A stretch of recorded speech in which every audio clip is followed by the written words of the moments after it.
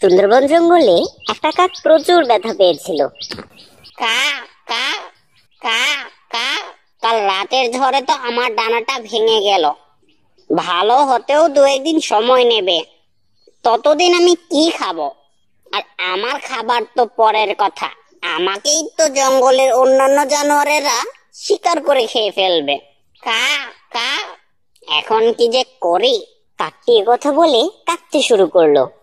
তারপর হঠাৎ সে বলে উঠলো, কা কা সবকিছু পরে ভাববো, এখন আগে নিরাপদ জায়গার তালাশ করি, নইলে আমাকে জানোয়ারেরা ধরে খাবে।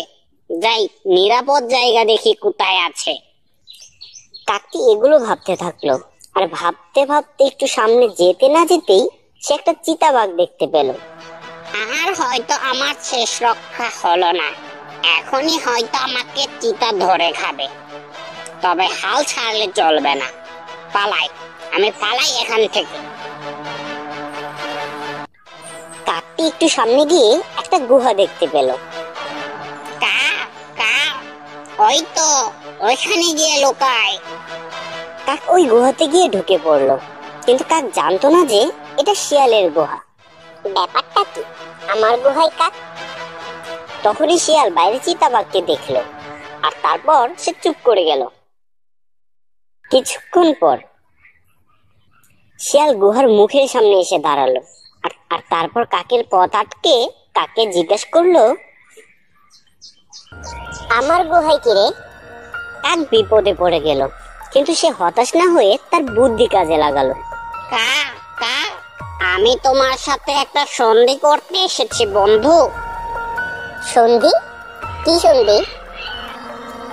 তুমি হলে জঙ্গলের প্রাণীদের মধ্যে সবচেয়ে বুদ্ধিমান, আর আমি হলাম পাখিদের মধ্যে সবচেয়ে বুদ্ধিমান। আর আমরা দুজন যদি একসাথে হয়ে কাজ করি, তাহলে আমরা হব সবচেয়ে উন্নত জুটি।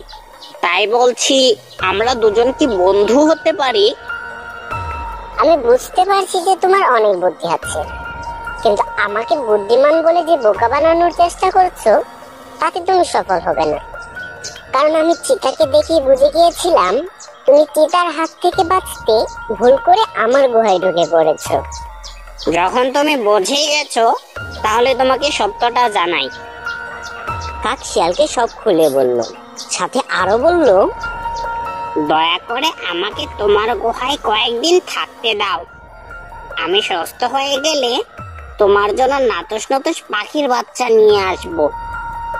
আর তাছাড়াও তুমি ঝড়ে মরে যাওয়া যতগুলো প্রাণী তোমার গুহায় এনে রেখেছো, তা তো তুমি পচে যাওয়ার আগে খেতেই পারবে না। তাহলে আমার মতো কাককে কেন তুমি খেতে চাইছো? আমার প্রতি দয়া করো বন্ধু। ঠিক আছে, এত করে যখন বলছো তখন দয়া করলাম। আর তাছাড়া আমি যে খাবারগুলো এনে রেখেছি তা দুজন মিলেও খেয়ে শেষ করতে পারবো না। 5 দিন পর। কা কা আমি এখন পুরোপুরি সুস্থ বন্ধু। আমি তাহলে যাই। তবে হ্যাঁ, আমি আবার আসব, তোমার সাথে দেখা করব, আর তোমার জন্য পাখির বাচ্চাও নিয়ে আসব। পাখির বাচ্চা আনো আর না আনো, আমার সাথে কিন্তু দেখা করে যেও বন্ধু। বন্ধু বলেছো কিন্তু। কা কা অবশ্যই অবশ্যই বন্ধু।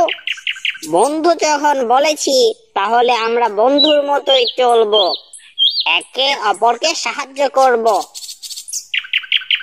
শিয়াল ও কাকের বন্ধুত্ব খুব ভালোভাবেই চলতে লাগলো।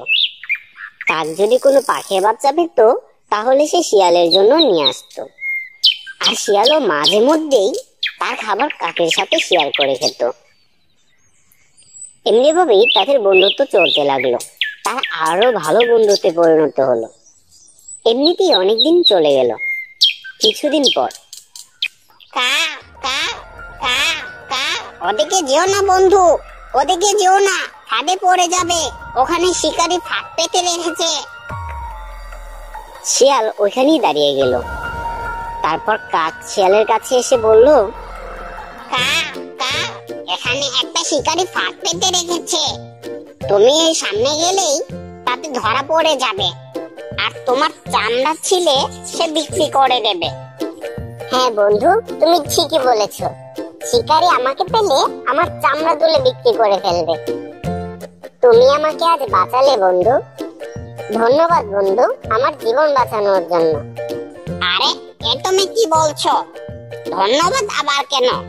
আমরা তো বন্ধু, আর একজনের উপকার তো আরেকজন নিশ্চয়ই করব। বন্ধু যে আমরা, বন্ধুরা একজনের উপকার আরেকজন নিশ্চিন্তে করে। আর তুমিও তো আমাকে একদিন বাঁচিয়েছিলে। জীবন বাঁচার পাশাপাশি আমি আর একটা শিক্ষাও পেলাম। তুমি কি জানো বন্ধু, সে শিক্ষাটা কি? কি শিক্ষা বন্ধু? আমরা যদি একজনের উপকার করি, তাহলে সেও আমাদের উপকার করতে পারে। আর আমাদের বন্ধু বান্ধবরা আমাদের অনেক বিপদে কাজে লাগে। কি তাই না বন্ধু?